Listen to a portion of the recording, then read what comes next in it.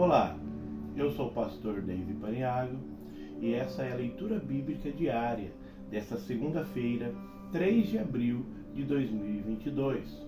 O texto se encontra na Epístola de Paulo aos Romanos, no capítulo número 12 e versículo de número 2. E diz assim: E não vos conformeis com este mundo, mas transformai-vos pela renovação do vosso entendimento, para que experimenteis qual seja a boa, agradável e perfeita vontade de Deus. Mais uma vez. E não vos conformeis com este mundo, mas transformai-vos pela renovação do vosso entendimento, para que experimenteis qual seja a boa, agradável e perfeita vontade de Deus. O versículo anterior, ele é famoso como esse versículo é. Diz assim: Rogo-vos, pois, irmãos, pela compaixão de Deus, para que apresenteis o vosso corpo em sacrifício vivo, santo e agradável a Deus, que é o nosso culto racional. Então Paulo, ele está exortando a igreja de Roma a se consagrar. Está exortando a igreja de Roma a se posicionar. E ele aqui, ele escreve um pouco do que ele espera de cada cristão. No versículo 1 fala que nós devemos apresentar o nosso corpo. Quando eu estou falando de corpo, eu estou falando de todo o ser, em sacrifício agradável a Deus. Lembrando que os sacrifícios do Antigo Testamento, eles não queriam ser sacrificados. A pessoa, a pecadora, ela comprava por um preço, ou ela criava aquele animal que teria o seu sangue derramado para a remissão dos pecados. Então, o sacrifício não era voluntário. Hoje, o sacrifício de nós como cristãos é um sacrifício voluntário. E Deus quer que nós oferecemos a Ele todo o nosso corpo, alma e espírito em serviço do reino de Deus. Apresenteis o vosso corpo em sacrifício vivo, santo e agradável a Deus. Esse é o nosso culto racional. Esse é o nosso sacrifício maduro. Mas a proposta deste versículo 2 é falar sobre não se conformar com este mundo. Para mim esclarecer perfeitamente, ou mais perto disso, eu tenho que esclarecer aqui o que significa mundo. Outra tradução está falando: não vos conformeis com este século. Essas duas palavras têm a sua origem numa palavra grega e quer dizer ordem das coisas, quer dizer pensamento predominante da época. Esses dois termos, tanto o mundo quanto o século, estão interligados. Então é a cultura do mundo. A gente não deve se conformar com a cultura do mundo, como é o sistema do mundo. Por que, irmão? Nós estamos no mundo, irmãos. Mas Jesus, quando ele orou na sua oração, em João capítulo 17, ele ora por ele, pelos seus discípulos e por nós. E diz: eu não peço que os tire do mundo, mas que os livre do mal. Não são do mundo, assim como eu também do mundo não sou. Igreja vem do grego eclésia, que significa tirados para fora. Fora de onde? Do sistema do mundo. Todo aquele que é cristão, ele não anda no sistema do mundo. O sistema do mundo pode tornar o pecado lei, mas nós não temos participação nisso. Jamais um verdadeiro cristão vai quebrar a lei de Deus por conta do sistema mundano. É justamente isso que o versículo aqui está nos esclarecendo. O conselho de Paulo para para a igreja de Roma é: não vos conformar.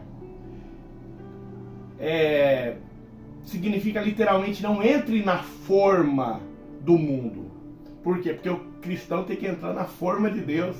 Imagina uma forma de um bolo.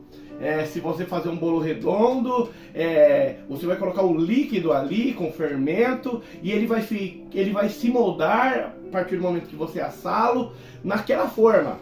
Então, da mesma maneira, o cristão, se ele viver de acordo com o sistema do mundo, ele vai parecer uma pessoa mundana, tá? Mas ele tem que viver segundo a forma de Deus, pois a forma do mundo é um sistema satânico.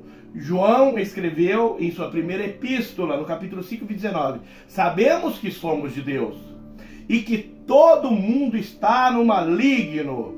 Como assim todo mundo está no maligno? Está sob a influência do maligno. Paulo também me acrescenta um conteúdo em 2 Coríntios, capítulo 4, verso 4. Nos quais o Deus deste século cegou os entendimentos dos incrédulos, para que não lhes resplandeça a luz do evangelho da glória de Cristo, que é a imagem de Deus. Então, aquele que anuncia o evangelho está levando luz. Mas o Deus deste século, a influência satânica, está lançando essas pessoas em trevas espirituais, para que eles não sejam capazes de ver o evangelho da glória e a imagem de Deus em nós. Eles não deviam se conformar com este mundo, mas deviam transformar-se com a renovação do entendimento. Primeiro eu quero esclarecer o que é transformar. No verbo grego significa moldar, transfigurar. Pedro usa esse mesmo verbo na sua epístola, na sua primeira epístola, capítulo 1, versículo 14. Como filhos obedientes, não vos conformando com a concupiscência que havia em vossa ignorância. O que ele está falando? Que eles não devem seguir a concupiscência, que eles não devem aceitar a concupiscência, porque a concupiscência, o pecado, queria moldá-los, mas eles deviam rejeitar o pecado. A transformação diz respeito inicialmente a uma transformação interior, porque o exterior só muda quando aqui muda primeiro. E essa transformação, ela age de uma maneira radical. A pessoa que verdadeiramente encontra Cristo, ela nunca mais anda da mesma maneira. Ela nunca mais faz as coisas que ela sempre fez. Ela anda de maneira diferente, como Jacó, que encontrou Deus, uma manifestação de Cristo ali no Vale de Jaboque, que a Bíblia fala que ele tem um confronto, ele luta com o anjo e não deixa esse anjo do Senhor sair até receber a sua bênção. A Bíblia fala que o anjo tocou na sua coxa. E Jacó nunca mais andou da maneira que eu andava. Ele teve transformado o seu andar. Continuando, aqui fala de renovação da mente. Significa renovação de motivos e afins. Se você era pragmático, agora você vai se tornar humilde. Se você era soberbo, você também vai ter que se tornar servo. Se você tinha convicções muito fortes, você vai levar essas convicções para que passem pelo crivo da palavra de Deus e vai ter que destruir algumas convicções. Está escrito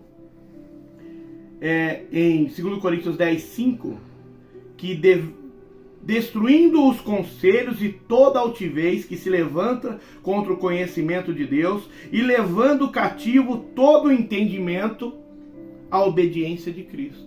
Então, se o sistema do mundo me fez eu pensar de uma maneira, a partir do momento que eu venho para a casa do Senhor e aprendo a Bíblia, que é a palavra de Deus, e se as minhas convicções e meus pensamentos não estão de acordo com essa palavra, faça como Paulo, repute todos esses conhecimentos para perda, para que você possa ganhar a Cristo.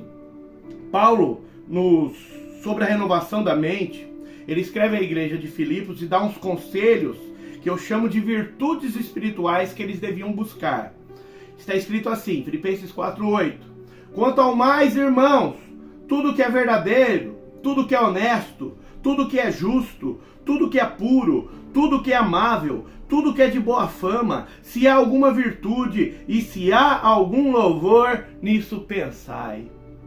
Nós somos de Cristo, nosso corpo é de Cristo, nossa mente é de Cristo, então devemos pensar em coisas que edificam a nossa fé, pensar em coisas referentes às virtudes do nosso Deus.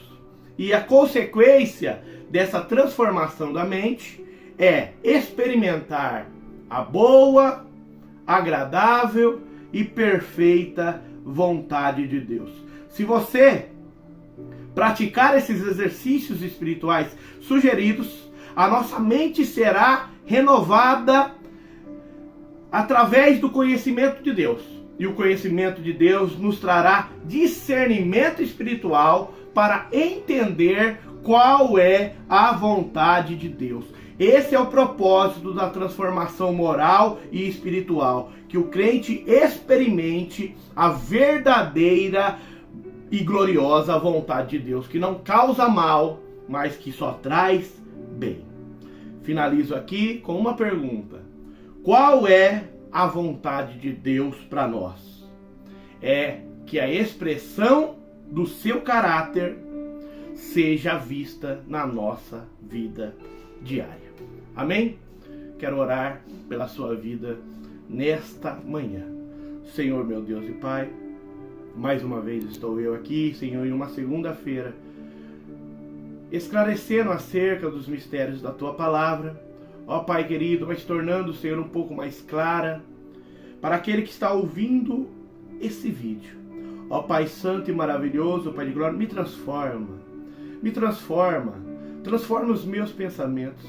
Ó Senhor, que todo o meu entendimento seja levado cativo a Ti. Ó Pai maravilhoso, Pai de glória, coloca em mim um espírito reto.